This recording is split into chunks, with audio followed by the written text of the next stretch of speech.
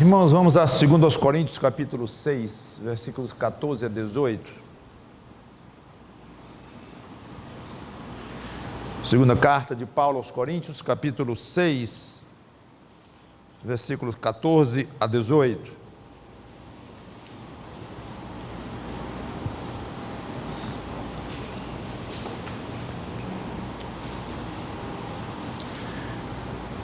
Diz assim a palavra de Deus: não vos ponhais em julgo desigual com os incrédulos, porquanto que sociedade pode haver entre a justiça e a iniquidade? Ou que comunhão da luz com as trevas? Que harmonia entre Cristo e o maligno? Ou que união do crente com o incrédulo? Que ligação há entre o santuário de Deus e os ídolos? Porque nós somos santuário do Deus vivente. Como ele próprio disse: habitarei e andarei entre eles, serei o seu Deus e eles serão o meu povo. Por isso retirai-vos do meio deles, separai-vos, diz o Senhor. Não toqueis em coisas impuras, e eu vos receberei. Serei vosso pai, e vós sereis para mim filhos e filhas, diz o Senhor Todo-Poderoso. Vamos orar.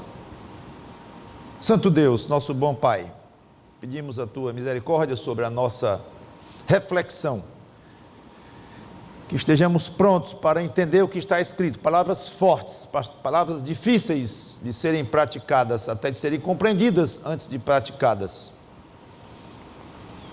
Temos que abrir o coração e entender que esta é a Tua vontade, este é o Teu ponto, a Tua maneira de observar e de se posicionar diante deste assunto,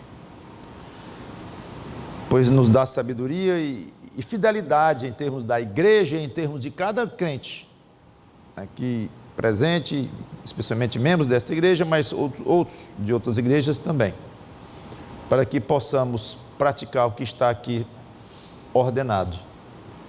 Em nome do Senhor Jesus Cristo, te pedimos e te agradecemos. Amém. O título da pregação é Juntos não dá. Um tema difícil, um assunto difícil, que trata da chamada separação bíblica. Comentamos na mensagem passada a tocante parte do trecho em que Paulo carinhosamente pede que os irmãos alarguem os corações para com ele. Vocês se lembram, até o título da pregação foi por favor, me ame, ou me amem. Paulo aprofunda aqui o assunto agora num tom mais grave, e até mesmo de uma repreensão firme. Afinal, a atitude de que Paulo se queixava deles e pedia para que eles tivessem com relação a ele, Paulo que alargassem os seus afetos para com ele, eles estavam tendo essa atitude para as pessoas erradas. Inverteram as coisas. Então ele começa com uma ordem pura e simples, e os que estão mais dados ao estudo da Bíblia sabem que estamos num trecho que aponta para a doutrina da separação bíblica. É o trecho principal, é um texto base para este ensino. Livros são escritos com base nesta passagem, depois obviamente alargados com outras partes da Bíblia, mas quem conhece a Bíblia um pouco mais, quando vê essa passagem, sabe que aqui tem algo muito forte, muito importante na vida do crente. Passagem clássica sobre esta difícil questão. Então ele começa com a ordem pura e simples: Não vos ponhais em julgo desigual com os incrédulos. Primeira coisa que eu quero observar, 2 grupos. Que grupos? Vós, os crentes da igreja de Corinto, para onde ele estava escrevendo, e de uma maneira geral, os crentes que vão ouvir esta palavra. Primeiro grupo. Segundo grupo, os incrédulos, os não fiéis, que no grego tem o mesmo significado. Ou seja, eu vou daqui para frente falar em crente e não crente. Crente e não crente. Definindo rapidamente, crente é aquele que é comprometido com o Senhor Jesus Cristo, através de uma aceitação à pessoa de Cristo, exercício de uma fé dada por Deus, um arrependimento de pecados e uma entrega total de todo o ser à pessoa do Senhor Jesus Cristo, e que passou a ser a habitação do Espírito Santo, independente da igreja onde frequenta, independente de ser membro desta ou daquela comunidade, mas alguém que passou por uma experiência pessoal de ressurreição espiritual e nasceu de novo, e é crente, comprometido com o Senhor Jesus Cristo, discípulo de Cristo. Este é o que eu vou chamar de crente. E o não crente, o segundo grupo, que Paulo chamou de incrédulos, e de outras muitas formas, como vamos ver aqui, aquele que, independente da religião, ou se ele é batista, ou se ele é católico, ou se é isso, ou ele é aquilo, não importa, mas independente disto, pode ser até um pastor, mas ele não é uma pessoa convertida pessoalmente ao Senhor Jesus Cristo, não passou pela experiência pessoal de arrependimento, de alta contrição interna diante de Deus, envergonhado, arrependido, pedindo perdão dos seus pecados e abrindo o coração então para o senhorio, para o mando pessoal do Senhor Jesus Cristo. Pode ser religioso, pode ser diretor da igreja, igreja pequena, igreja grande, igreja renovada, igreja tradicional, seja do que for, não interessa. É incrédulo aquele que não passou por uma experiência dessa. Cada um sabe a sua própria situação. Não sou eu que vou lhe convencer em que posição você está em termos de um grupo ou outro grupo. Então você se qualifica. Quando eu estiver falando aqui em crente e não crente, você se qualifica e você se coloca aonde você acha, de acordo com a sua consciência diante de Deus, onde você acha que deve ser colocado.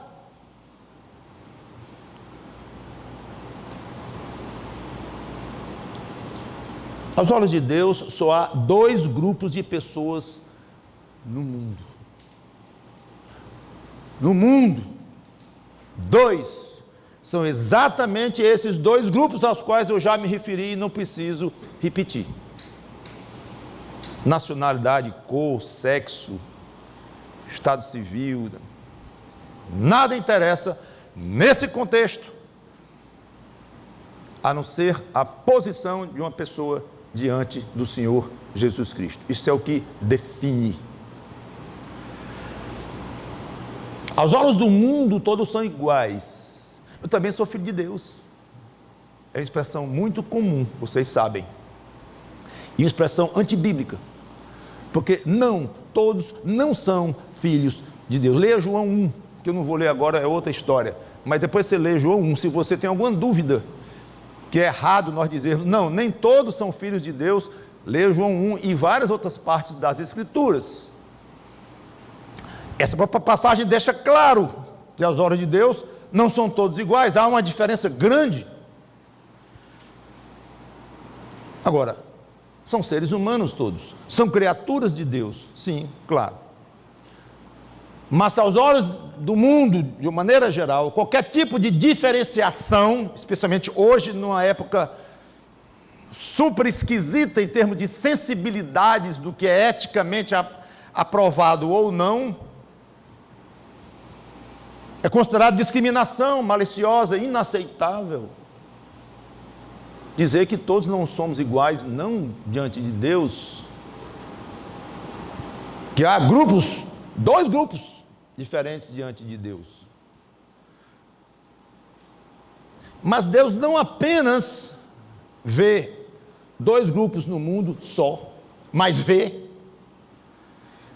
Ele proíbe que um grupo se coloque numa certa posição em relação ao outro grupo. É o que está escrito aqui na nossa frente. Não vos ponhai em julgo desigual com os incrédulos.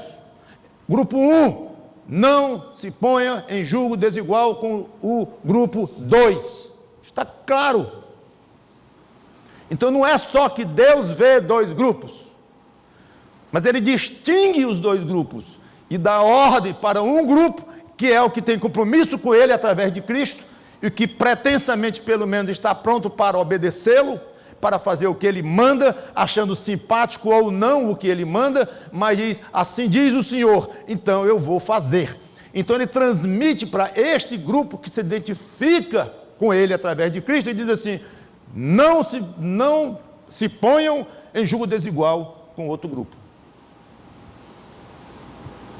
E a posição a qual Deus proíbe é esta, julgo desigual. Você está sentindo o peso em cima dessa expressão, julgo desigual.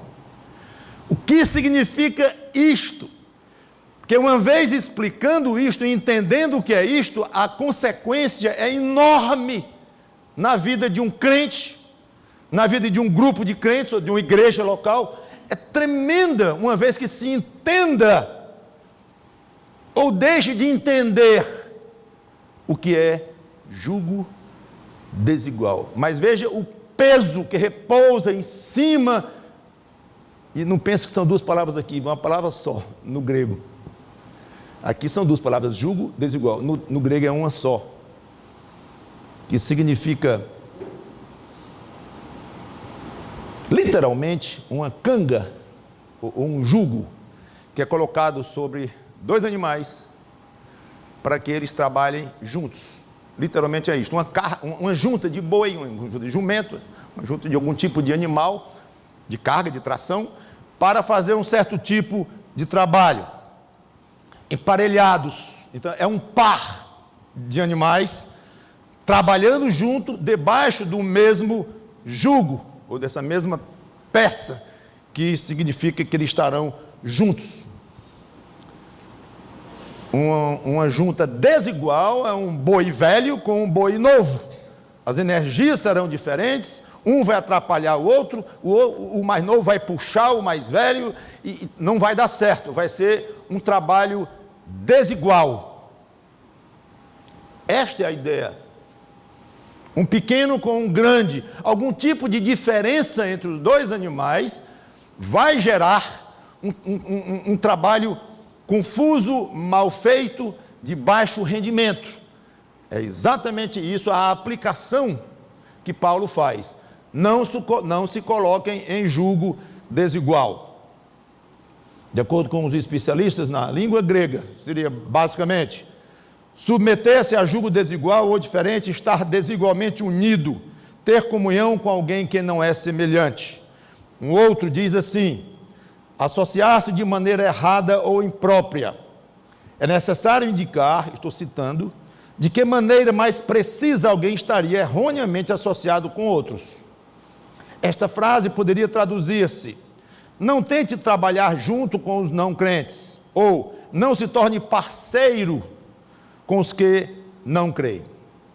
Então, literalmente, e em termos de aplicação figurativa do que significa isso, já está explicado, não é mais do que isto. Não se coloquem trabalhando de uma forma, trabalhando ou de alguma maneira, que ele não falou a palavra trabalhar, mas num julgo desigual. Como é esse julgo desigual? É um crente e um não crente. O desigual é aí. Mas em que situação será considerado um julgo desigual? Em que tipo de situação de um crente com um não crente será aplicada esta passagem aqui, dizendo você está desobedecendo, segundo Coríntios 6, 14 a 18, porque você está numa situação tal com o não crente, você crente está com uma situação tal com o não crente, que isso é julgo desigual. Essa é uma pergunta que continua no ar, mesmo nós explicando o que significa julgo desigual, como está explicado aqui. Antes de tudo, deixe-me dizer o que não significa colocar-se em julgo desigual. Ou, para obedecer essa ordem de Paulo, o que na realidade o que ele está querendo é que todo crente se torne eremita, se isole da sociedade, sai de perto de todo e qualquer tipo de pessoa que não confessa Jesus Cristo como Salvador e não vive desta forma, em que pode confessar, mas abertamente não é alguém considerado que está levando a sério a confissão de crente, se é que ele se confessa assim. Então sai de perto. Não é isto, absolutamente. O próprio Paulo disse em 1 Coríntios 5, vale a pena ler, que não dá para fazer isso. E não é para fazer isso. Não é a questão, não é a solução. Versículo 9, eu estou agora em 1 Coríntios 5, versículo 9 e 10. Já em carta vos escrevi que não vos associeis com os impuros. Refiro-me com isso não propriamente aos impuros deste mundo, ou aos avarentos, roubadores ou idólatras, pois neste caso teríeis de sair do mundo. Mas vos escrevo que não vos associeis com alguém que, dizendo-se irmão, foi impuro. Então ele já tocou neste ponto. É diferente o que ele está dizendo numa passagem e outra, mas pelo menos fica claro que não está na mente de Paulo a ideia de um isolamento radical, que em algumas épocas do cristianismo houve quem interpretasse desta forma. Pessoas se isolavam em cavernas, comunidades, achando que estavam obedecendo ao plano de Deus de sair de perto de todo aquele que não tivesse um compromisso com Cristo. Não é a solução, não é isso que está dizendo aqui. Chega mais perto do que ele quer dizer numa outra carta, que não precisa ir lá, que eu vou ler, Efésios 5,11, quando ele diz: não sejais cúmplices nas obras infrutíferas das trevas. Já chega bem mais perto do que ele quer dizer aqui em 2 Coríntios 6. Não sejais cúmplices das obras, nas obras infrutíferas das trevas, antes, porém, reprovai-as. Vai dar uma ideia de um trabalho junto, de uma certa ligação, algum tipo de relação que gera ou pressupõe um certo trabalho, um certo grau de comprometimento. Não é só o fato de estar perto e de falar e de se relacionar de toda e qualquer maneira. Não, não é assim.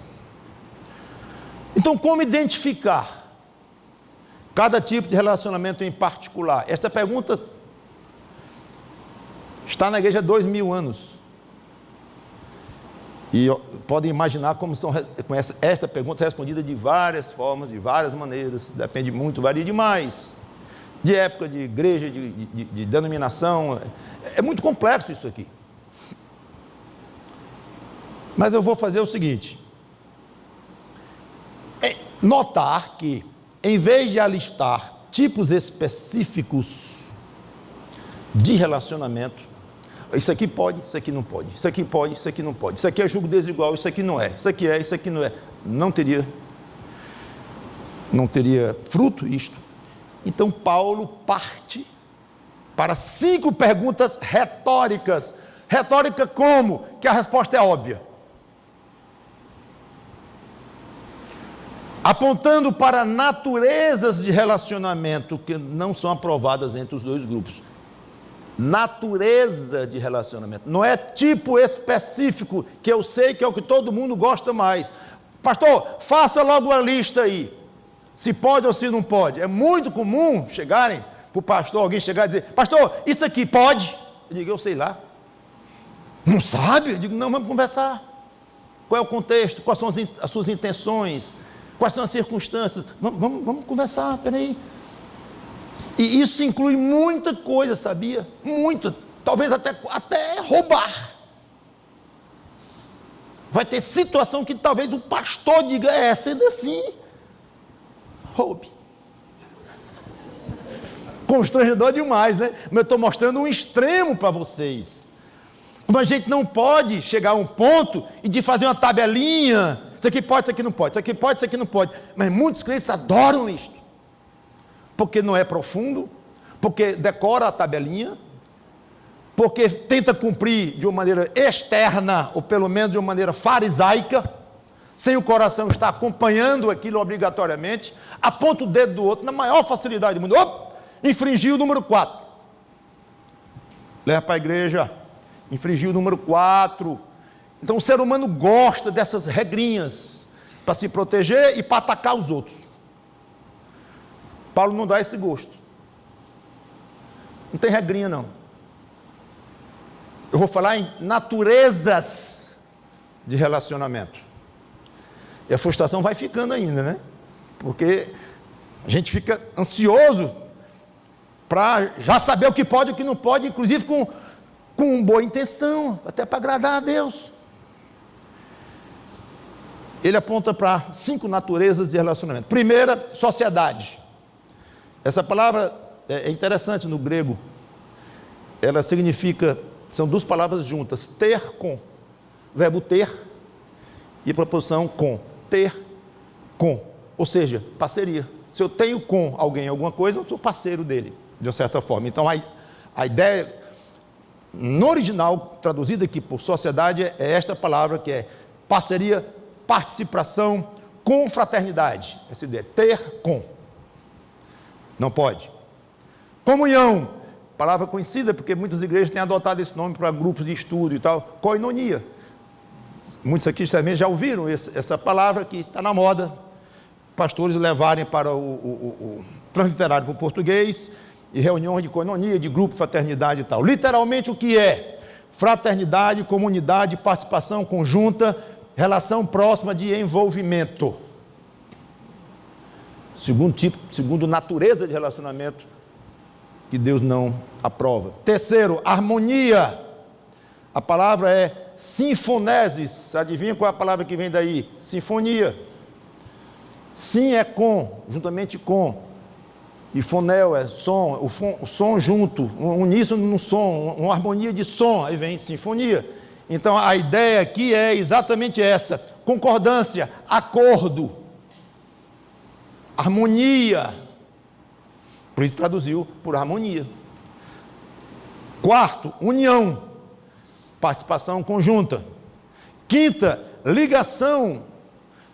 É interessante o que significa isso aqui. É o ato de colocar junto ou depositar num lugar comum, geralmente de votos, o seu voto. Então a ideia de aprovação, de assentimento, de acordo. Eu voto junto com você, no mesmo lugar que você está votando, eu voto também. Então é a ideia de ligação. Pronto. 5 termos. Esses termos têm muito em comum, claro. Eles, de uma certa forma, eles se sobrepõem em termos de significados, mas nem tudo desses termos é em comum um com o outro, mas de uma maneira tal que a soma destes 5, a união e a interseção, me lembrando da minha matemática velha, a união e a interseção desses 5 termos fica muito abrangente, fica larga aqui a natureza daquilo, a natureza de relacionamento que Deus considera inaceitável entre o crente e o não crente. 5 normas diferentes. Há uma dificuldade nisto. Como não é uma lista de relacionamentos específicos, mas de naturezas de relacionamento, como já expliquei, sempre vai ficar a critério pessoal. Os casos específicos. Pastor, namoro misto, namoro de um crente com não crente, se inclui nesta relação? Ou nessa proibição? Tem um que vai dizer, para mim, se inclui. Aí o outro vai dizer, para mim, não inclui. Vamos achar que a ligação, a associação, união, todas essas palavras já? Então, é uma dificuldade, de alguma maneira, especificar o que está incluído em termos práticos no dia a dia da nossa vida ou não. Como resolver isto? Eu vou deixar para daqui a pouco. Antes disso, Veja algo muito interessante aqui. Para cada tipo de relações proibidas entre crentes e não crentes, Paulo alista 5 maneiras diferentes de caracterizar o crente e 5 maneiras diferentes de caracterizar o não crente. Ele não ficou dizendo o tempo todo o crente e o incrédulo, o crente e o incrédulo, o crente e o não crente. Não, ele variou de nomes, 5. Mais 4, porque um deles é realmente crente e incrédulo ou não crente. Então, mais 4 designações ele deu. Isso ajuda muito a entender o que é que a Bíblia chama de crente e de não crente, como já expliquei. Mas enriquece muito isto. Então vamos lá. Primeiro, os contrastes entre um e o outro. Não há sociedade entre justiça e iniquidade. Ora. O crente é justificado pela fé. Romanos 5:1. Justificados, pois, pela fé, temos paz com Deus por meio do nosso Senhor Jesus Cristo. Ele está quite diante de Deus. Ele é considerado justo diante de Deus, porque o sangue de Cristo o limpou. Quando o olhar exigente, santo, reto, de juiz de Deus olha, ele não vê uma pena mais sobre aquela pessoa, um pecado sequer a acusar aquela pessoa, ou a estar em cima daquela pessoa, condenando-o, ou condenando-a ao inferno. Deus não vê mais, porque o sangue de Cristo limpou. Cristo assumiu para si aqueles pecados. Então Deus vê como um juiz e de uma maneira legal, ele declara: você não tem dívida nenhuma com a minha justiça, mas você está justificado, você está justo diante de mim. É isso que acontece com os do primeiro grupo. São tão identificados com esse tipo de justificação que Paulo chama logo de justiça. Ele dá um nome bem geral aqui. Não há sociedade entre justiça. Esses aqui vivem de acordo com a justiça que receberam de Deus. E o outro lado, o contraste. Curioso é que ele não colocou injustiça, ele colocou um termo mais largo ainda do que injustiça, que seria iniquidade. Injustiça é um tipo de iniquidade, mas ele botou bem abrangente aqui. Iniquidade. Aquele que não tem Cristo vive na iniquidade, ele não é justo diante de Deus, ao contrário, Deus olha e vê muitos pecados em cima daquela pessoa e diz: esse aí não tem a menor condição de estar comigo no céu, resiste ao meu Filho Jesus Cristo, ele está cortado de mim desde Adão, ele vai para o inferno. Então o não crente, ele vive na iniquidade. Isso não quer dizer que todo não crente ele é depravado totalmente, miserável, assassino. Não é este aspecto. Essa é uma afirmação teológica, mas o fato de ser teológica não quer dizer que não seja menos dura e menos real da abrangência da iniquidade do ser humano sem Cristo. Então, quando diz aqui que vive na iniquidade, é cometendo pecados, como os crentes também, infelizmente, ainda cometem, embora creio que muito menos e de uma maneira diferente, no sentido de como encarar isso e tal, mas esses pecados estão perdoados por Cristo, como já expliquei. Os outros, não tem ninguém vai dizer assim: eu fico com esses pecados para mim e vou pagar o preço deles, como Cristo disse e pagou na cruz o preço. Então esses aqui vão dar conta das próprias iniquidades que eles promovem e praticam dia após dia, uns mais do que outros, claro, de acordo com a malícia de cada um, a malignidade de cada elemento humano e tal. Mas dizer que é iniquidade é isto aí, não é colocar todo mundo nivelado no sentido do grau de malícia, da quantidade de males que praticam no dia a dia contra a sociedade e tal. Não. Mas é iniquidade. Tudo bem, vamos para o segundo.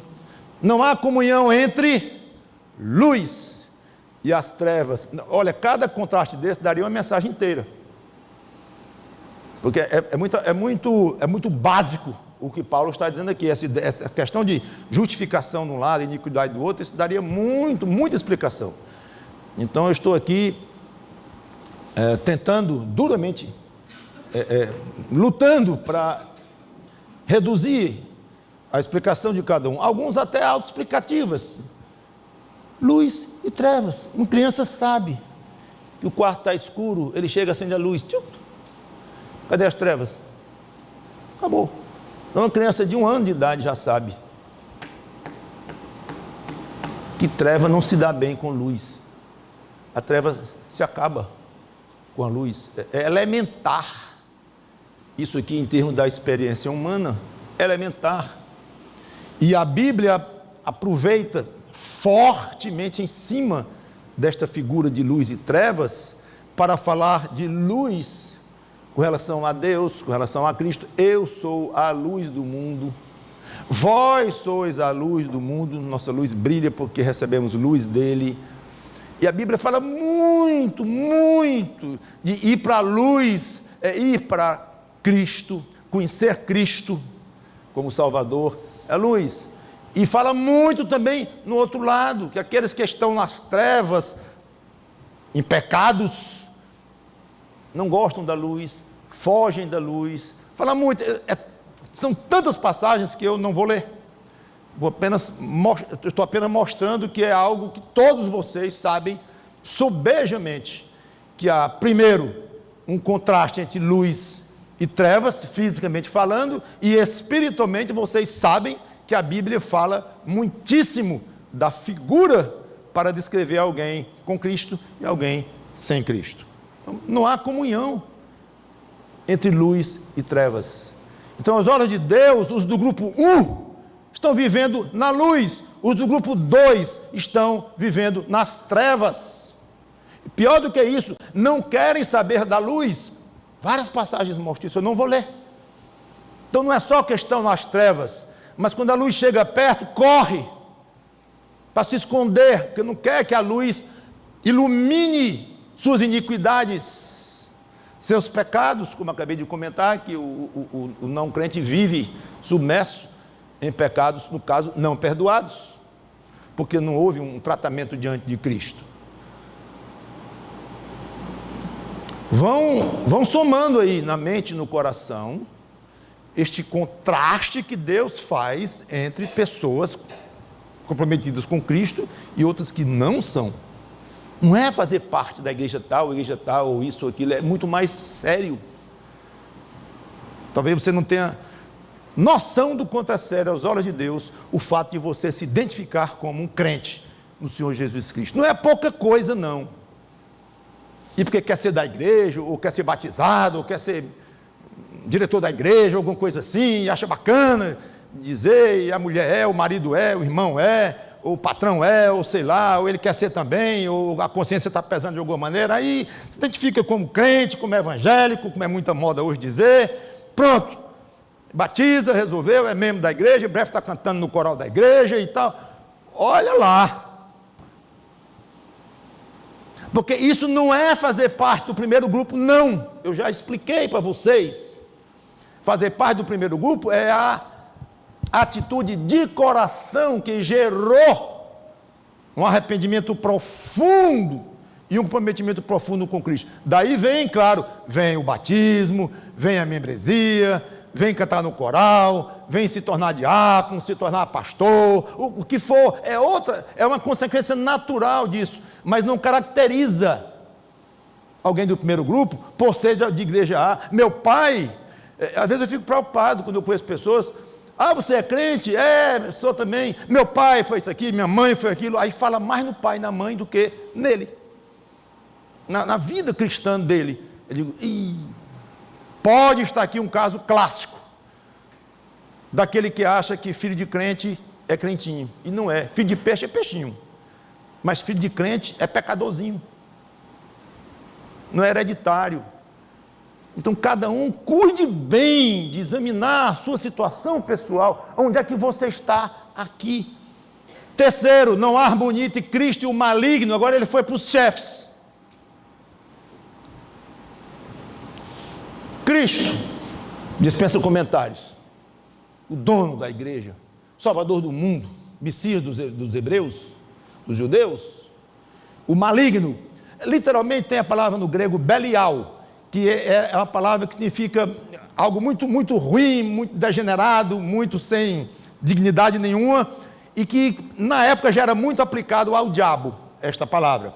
E a ideia de filho de Belial era alguém bastante desarranjado com as coisas dignas, decentes, e aqui colocaram logo aqui o maligno, algumas traduções, mas é Belial que tem lá. Curiosamente não é Satanás, não sei porquê, Paulo não colocou Cristo e o diabo, não há harmonia entre Cristo e Satanás, mas pode considerar como sendo, não há uma outra explicação possível. Agora, tudo bem, é claro que há uma desarmonia total entre Cristo e o diabo, não há nenhum tipo de harmonia. E o Cristo diz: eu não tenho nada a ver com ele, não tem parte nenhuma comigo, nada, zero. Poderíamos citar muitas coisas. Mas o que tem isso a ver com crente ou não crente?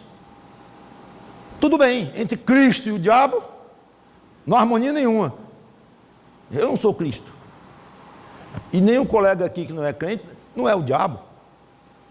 Então, a gente vai aplicar esta falta de harmonia entre Cristo e o diabo, vai aplicar para mim, que sou um crente, e o meu companheiro aqui, um colega aqui, um amigo aqui, que não é? Não está meio exagerado isso não, Paulo? O grau de identificação de um crente com o Senhor Jesus Cristo é tanto que Paulo substitui o nome aqui, crente, pelo do próprio Salvador. Você está vendo, você está entendendo o tamanho do que Paulo está fazendo aqui e da responsabilidade que ele está colocando nas suas costas, lhe chamando de Cristo, num certo sentido. Você é tão identificado com Cristo quando se diz um crente, que Paulo já lhe chama com esse propósito aqui de Cristo, ou do grupo de Cristo, ou parte do corpo de Cristo, ou alguém que está em Cristo. E há muitas expressões para tentar explicar para nós a profundidade do relacionamento de um crente com o Senhor Jesus Cristo, batizado em Cristo, mergulhado em Cristo, temos a mente de Cristo, muita coisa. Como eu falei, uma mensagem inteira daria para isto, ou mais. Mas significa o quanto é sério aos olhos de Deus você se chamar de crente no Senhor Jesus Cristo. Então Deus vê assim, tem um grupo aqui que eu vou chamar de Cristo, e tem um grupo aqui que eu vou chamar de Belial, de maligno, diabo. Pronto, você é deste grupo para mim. O nome de Cristo sobre você é muito sério. E o colega que você chama aí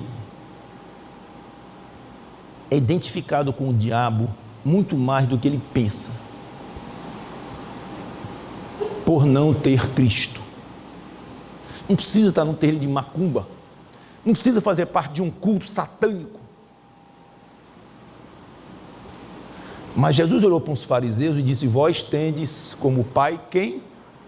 O diabo. Aí vocês acham que era exclusividade daquele grupinho de fariseus que estavam ali na frente de Cristo, e os outros que estavam em casa, e os outros de outras épocas, e muitos outros religiosos, e milhões de pessoas. Então aquilo é uma característica, ele estava ali representando um grupo, que infelizmente pode ser qualificado, designado de filho do diabo. É forte isso. É escravo do diabo. Eu estou pulando passagens, não é pulando que eu, de propósito, eu sabia que não ia expor essas passagens, mas a Bíblia está cheia para mostrar o grau de comprometimento que alguém que não tem Cristo tem com o diabo. Talvez inconscientemente, talvez não gostaria que assim fosse expresso, talvez me chame de louco, ou de ofensivo, ou de caluniador dizer isto, não importa.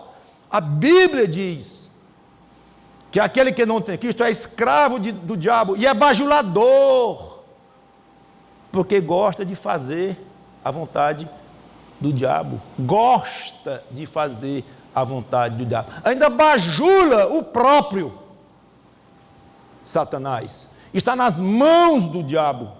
Eu poderia falar muito aqui, mostrando o grau de comprometimento, em contraste com o comprometimento que o crente tem com Cristo, que o não crente tem com o diabo.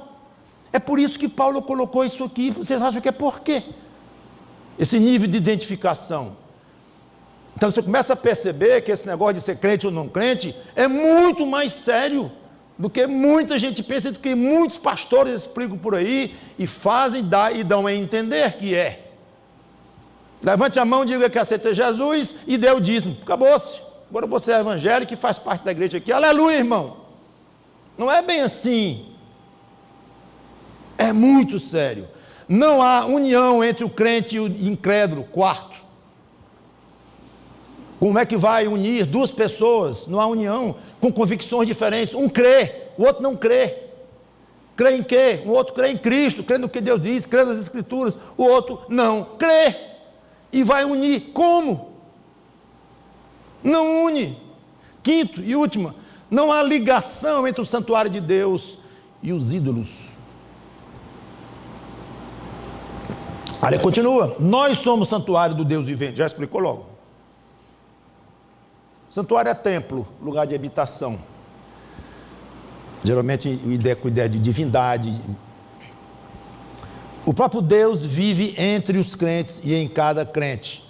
Eu não vou ler 1 Coríntios 13:16, depois quem quiser procure lá. Mas nós somos habitação de Deus. Deus habitava, de uma certa forma, no templo, no Velho Testamento, no lugar santo dos santos, onde ficava a Arca da Aliança, coberta com propiciatório, com a figura de 2 querubins, cujas asas se tocavam no meio, e ali só o sumo sacerdote entrava uma vez por ano, e ali era o lugar tido como a presença de Deus, considerada a presença de Deus, e ele dizia, Deus que estava ali. Obviamente é uma maneira limitada de falar, porque Deus está em todos os lugares, ele é onipotente, está nos céus, mas até onde o ser humano possa entender, ele diz, de uma maneira muito especial, eu estou ali, no meio de vocês.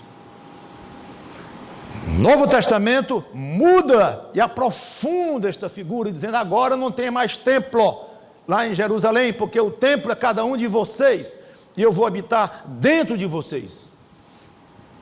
Passa muito da nossa capacidade de entender isto. Um dos ensinos bíblicos dos quais eu me sinto mais ignorante, incapaz de compreender, formiga, inseto, é essa. É essa aqui.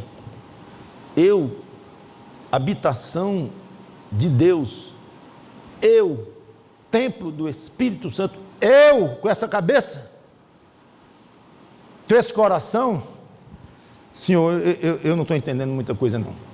Porque é grande demais, é muita honra para nós. Ora, é verdade, se nós entendermos, não é para entendermos, é para nós crermos, e nós cremos, isso eu creio. Mas entender e sentir, a ideia de sentimento, que é bom ter cuidado, mas a ideia de sentir o peso disso, para que eu possa reagir à altura do fato de eu ser habitação de Deus. Eu me frustro um pouco nisso aí. Porque é muito lindo demais, é belo demais, é espetacular demais, mas é fato.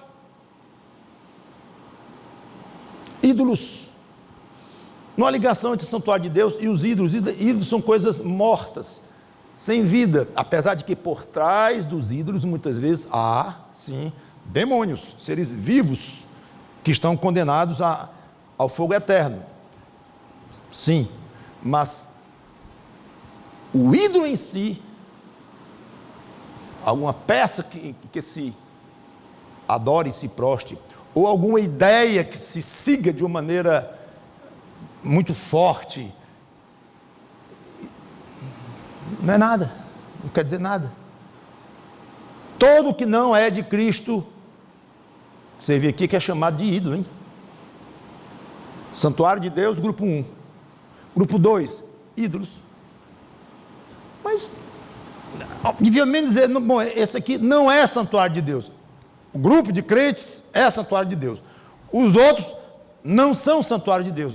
devia chegar pelo menos até aí, mas ele vai muito mais longe. Não, não, você não é santuário de Deus, não? Não, pois eu vou lhe chamar de ídolo do próprio ídolo. Mas Paulo, pois é, você está envolvido com ídolo, só pensa em ídolo, não tem nenhuma estátua lá em casa, nenhuma imagem, sim, e você próprio. Você acha que você não se auto-idolatra? Ou seu dinheiro? Ou seu trabalho? Ou qualquer coisa nesta vida? Você está até o pescoço, meu amigo, como se Paulo estivesse dizendo, com a ideia, com o assunto idolatria, que é muito vasta. Não estou dizendo que você tem uma estátuazinha em casa, uma imagenzinha comprada ali no mercado e você faz oração e tal. Não, não. Não é só isso não. Ídolo, aliás, é uma coisa muito mais perigosa do que isto, muito mais sutil, muito mais difícil de ser percebida do que isto. Mas o fato é que Paulo não hesita. É santuário de Deus? Não. Ídolo. Envolvido com ídolo. Misturado com ídolo. Ou sendo um próprio ídolo de si mesmo. Ou um ídolo de outra pessoa. Não sei. O fato é que está completamente emaranhado com essa questão de idolatria. Mesmo não explicitamente religiosa, como já expliquei, com imagens e coisas e tal. Versículos 16 e 18, eu vou passar muito rapidamente, porque aqui, irmãos, Paulo mistura várias passagens do Velho Testamento, várias. Ele faz mesmo uma coxa de retalhos aqui, de passagens do Velho Testamento, que ele conhecia muito bem. Passagens essas que os estudiosos identificam razoavelmente. Esse pedaço aqui é de Isaías tal, ali é do profeta tal, isso aqui ele deve ter puxado de lá, assim, ninguém sabe nem direito, porque ele não diz. Ele apenas vai dizendo que está escrito, mas não diz aonde. E nem importa, porque são passagens, uma vez que são do Velho Testamento, mais dirigidas aos judeus, e que ele aplica agora para a igreja, Paulo. Independente de onde ele tirou essas passagens, mas ele aplica para a igreja. Aí ele diz, versículo 16, a segunda parte: habitarei entre eles, serei o seu Deus, e eles serão o meu povo. Por isso retirai-vos do meio deles, separai-vos, diz o Senhor. Deus diz explicitamente para o seu povo se separar. Agora no Novo Testamento. A origem foi do Velho, mas agora está no Novo Testamento, e Paulo, inspirado pelo Espírito Santo, afirma categoricamente que esta é a vontade de Deus. Agora, claro, está valendo de uma maneira bem clara para a igreja, nosso caso aqui. Retirai-vos do meio deles, separai-vos. Então você vê que Deus espera dos crentes uma ação consciente de se afastar. E o verbo está aí, é um verbo claro e difícil, né? Afastar. Não afastar de situações apenas, estão notando, mas afastar de, quero ouvir, não só de situações, de ocasiões, de lugares, mas afastar-se de pessoas. É onde eu queria que vocês chegassem. Afastai-vos do meio deles, separai-vos. Não está falando de lugar A, lugar B, lugar C, está falando de gente. Aqui, não toqueis em coisas impuras, envolvimento de qualquer tipo, com coisas pecaminosas. Deus então garante que assim eles terão condições de ser aceitos por Deus, claro, com base numa fé em Cristo, mas uma situação ideal é um crente se separar, se agradável ao coração de Deus, e Deus serei o pai deles, serão filhos e filhas para mim, mostrando uma situação gostosa ao coração de Deus. O grupo 1, essa turma aqui, se separa desta, e isto é extremamente agradável a Deus, a ponto de dizer: assim eu recebo vocês. Essa é a maneira ideal que eu quero que vocês vivam na terra, para serem acolhidos por mim. Não vão ser acolhidos por Deus em função do grau de obediência à separação, ou tal, são aceitos pela fé em Cristo. Repito, 10 vezes se for preciso. Mas não adianta só dizer que o crente basta ter fé em Cristo e acabou. Não, tem um mundo de coisas a fazer, a entender, a praticar nesta vida, para se encaixar melhor na vontade de Deus, para ser um filho obediente. Tem filho desobediente que não causa prazer ao pai, mas é filho, e tem filho obediente que causa prazer ao pai, e o filho desobediente que não causa prazer ao pai. Os dois são filhos.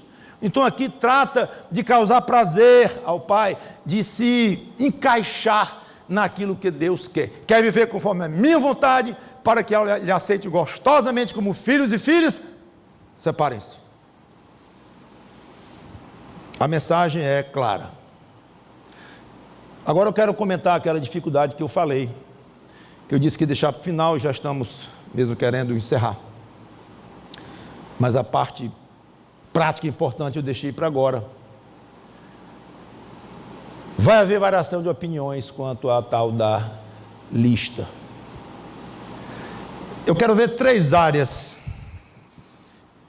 e notar, observar que Paulo tratou dessas áreas na primeira carta que ele fez. Não vou me referir a ela, eu não vou lá nenhuma vez em termos de abrir a Bíblia lá, mas eu quero falar da área religiosa / espiritual, a área conjugal e áreas diversas.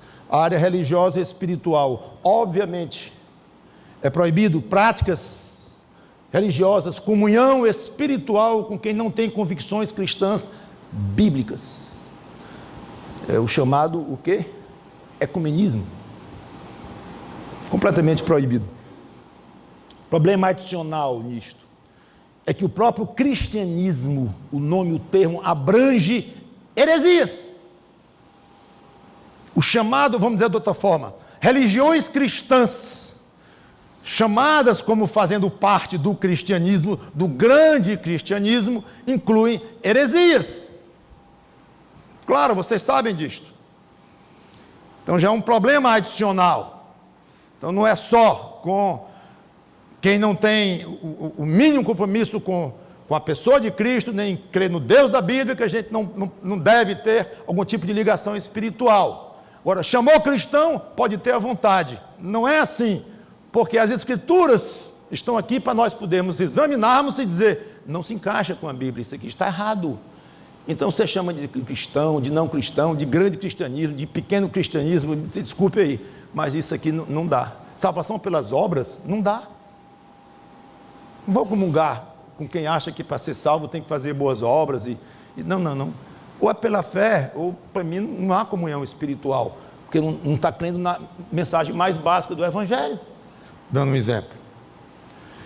Então, e mesmo entre igrejas bem parecidas, há diferenças de batismo, de ceia, de eleição, predestinação, há diferenças de examinar isto.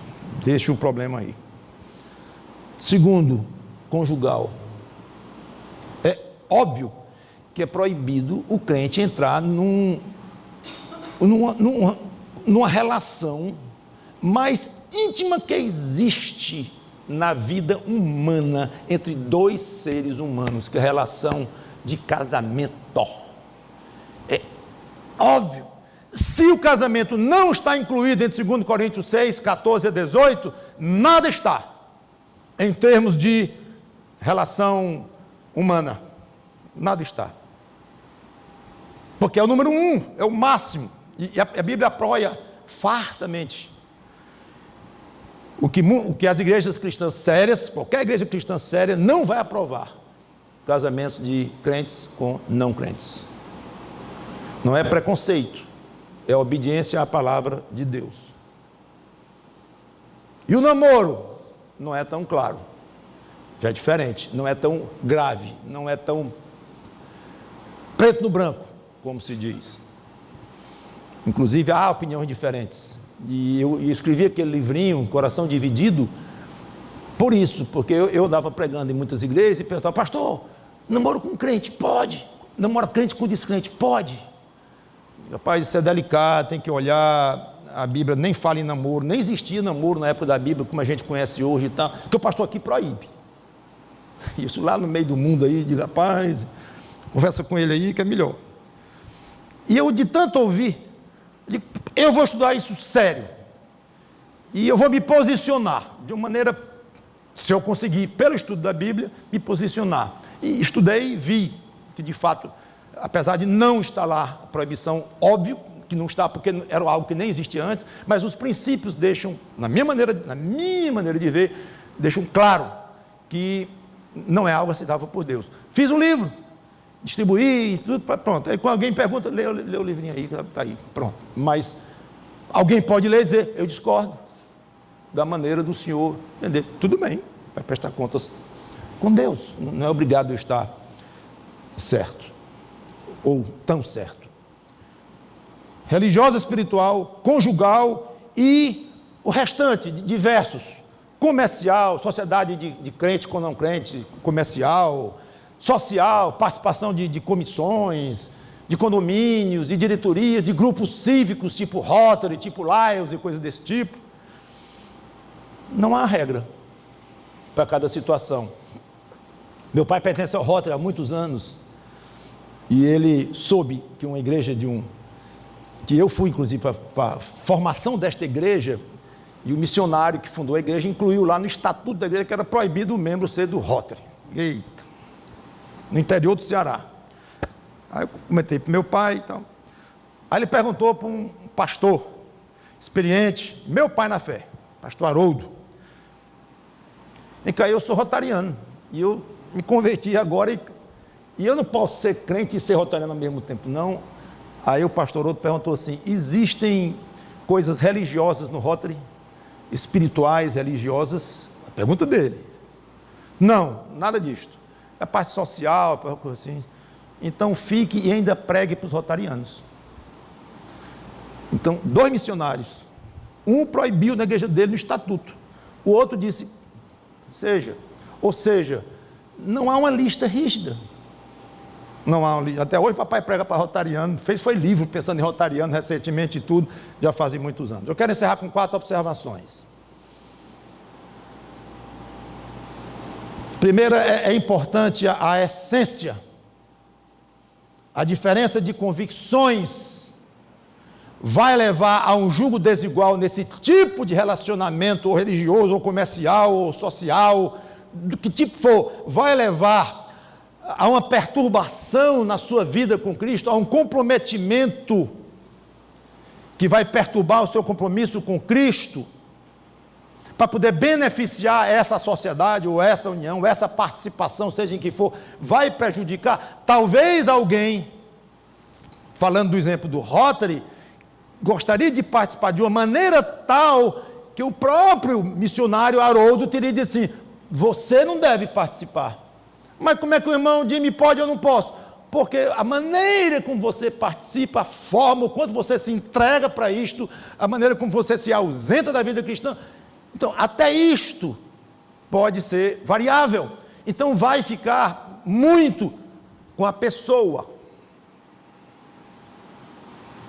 Cada igreja tem liberdade e autoridade para adotar critérios na aplicação desses princípios de separação.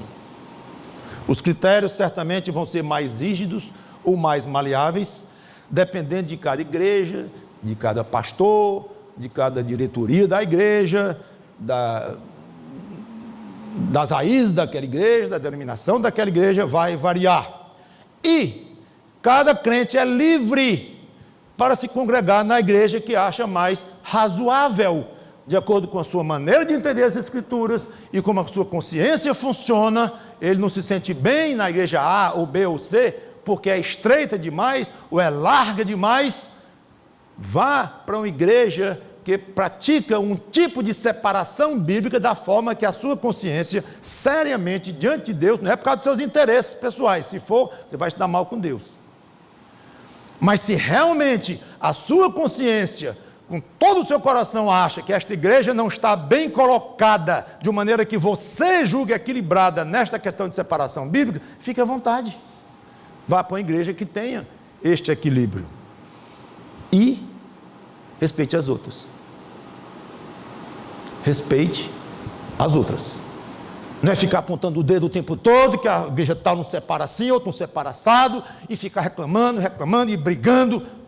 Não adianta. Especialmente porque não há uma lista.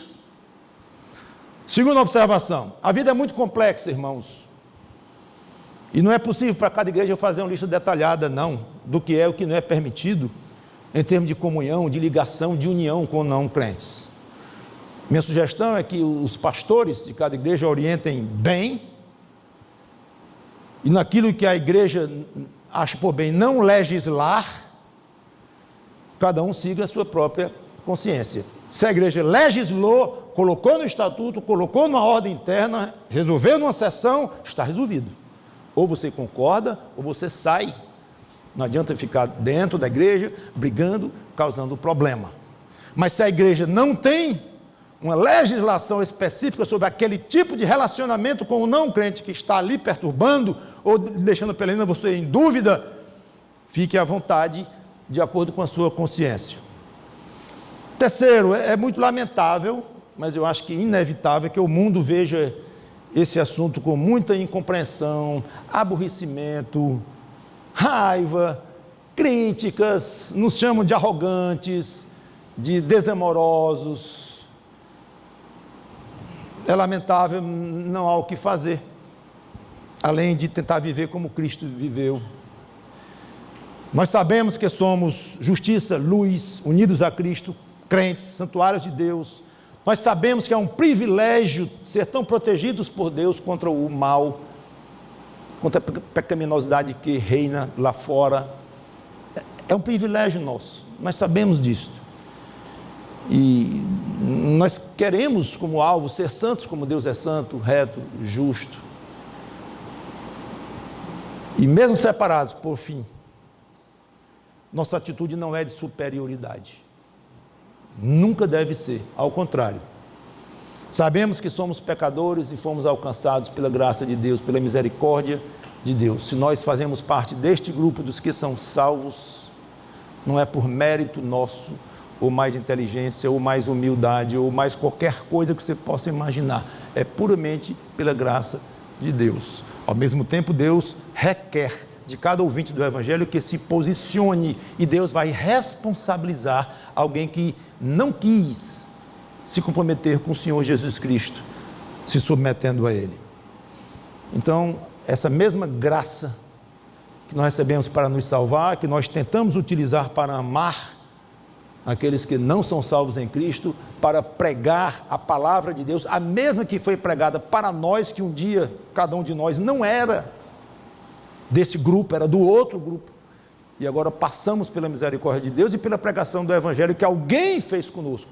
Então nós amamos ao que não é crente, pedimos a Deus pelo que não é crente, pregamos o Evangelho para eles, tentamos dar um bom testemunho para eles e entregamos o caso ao Espírito Santo. Ele resolve o que fazer.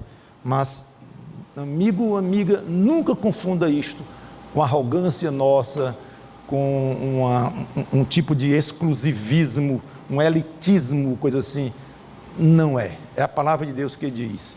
Quanto a nós crentes, graças a Deus, porque somos de Cristo. Vamos orar. Obrigado, Senhor Deus, pela Tua palavra, que Teu Espírito Santo nos ajude na prática, na aplicação de tudo o que foi dito aqui no dia a dia. Não é fácil, mas creio ter dado aqui os rumos para quem quer aplicar uma situação até muito particularizada da sua vida neste momento inclusive, mas com o que foi colocado aqui, com as Tuas Escrituras ensino, nós temos diretrizes muito fortes e muito claras, que nos dão segurança para nós agirmos dentro da Tua vontade, mesmo sem uma listinha de o que pode e o que não pode. O que não pode é pecar, Senhor, contra Ti, é nos afastar do compromisso com Cristo. Isso é que não pode, é isto que não pode. Nos ajuda a correr cada vez mais para os Teus braços, e a comunhão, ou o tipo de relação que nós vamos ter com o não crente, que nunca comprometa a nossa fé em Cristo, nunca nos enfraqueça, e se assim for, que nos afastemos literalmente, como a tua palavra manda. Mesmo assim ainda, em amor e orando pelo outro. Em nome do Senhor Jesus Cristo, te pedimos e agradecemos. Amém.